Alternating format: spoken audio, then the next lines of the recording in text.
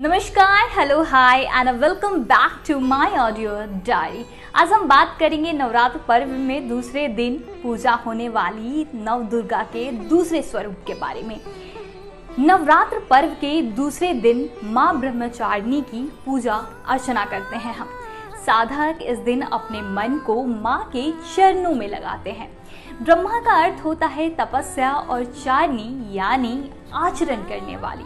इस प्रकार ब्रह्मचारिणी का अर्थ हुआ तप का आचरण करने वाली। भगवान शंकर को पति रूप में प्राप्त करने के लिए इन्होंने घोर तपस्या की थी। इस कठिन तपस्या के कारण इस देवी को तपचारिणी अर्थात ब्रह्मचारिणी के नाम से अभिहित किया गया।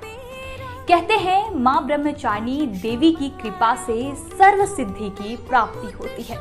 दुर्गा पूजा के दूसरे देवी के इसी स्वरूप की हम उपासना करते हैं। इस देवी की कथा का सार यह है कि जीवन के कठिन संघर्षों में भी मन को विचलित होने से ये रोकती हैं। जैसा कि आप सभी को मैंने पहले भी बताया कि पूर्व जन्म में इस देवी ने हिमालय के घर पुत्री के रूप में जन्म लिया और नारद जी के उपदेश से भगवान शंकर को अपने पति के रूप में प्राप्त करने के लिए उन्होंने घोर तपस्या की। इस कठिन तपस्या के कारण तपचारिणी अर्थात ब्रह्मचारिणी के नाम से अभिहित इन्हें किया गया।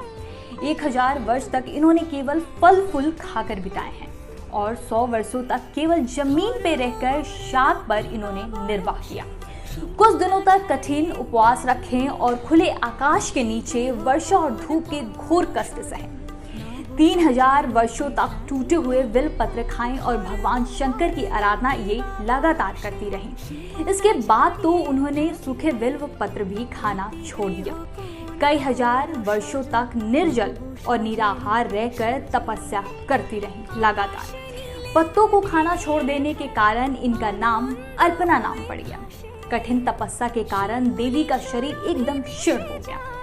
ऋषि, सद्गुण, मुनि जितने भी वहां पर थे ब्रह्मचारिणी की इस तपस्या को अभूतपूर्व पुण्यकृत बताया, सराहा और कहा, हे देवी, आज तक किसी ने इस तरह की कठोर तपस्या नहीं की थी। यह तुम्ही से संभव हो पाया।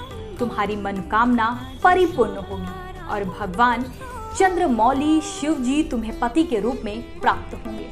अब तपस्या छोड़कर घर लौट जाओ, जल्दी ही तुम्हारे पति तुम्हें बुलाने आ रहे हैं। तो आप हमें बताइए कि ये देवी के रूपों के बारे में इनकी कहानियां आपको कैसी लग रही हैं। फिलहाल के लिए इतना ही। अगले एपिसोड में फिर मिलेंगे, देवी के नए रूप के बारे में जानेंगे। फिलहाल के लिए इतने ही। धन्यवाद।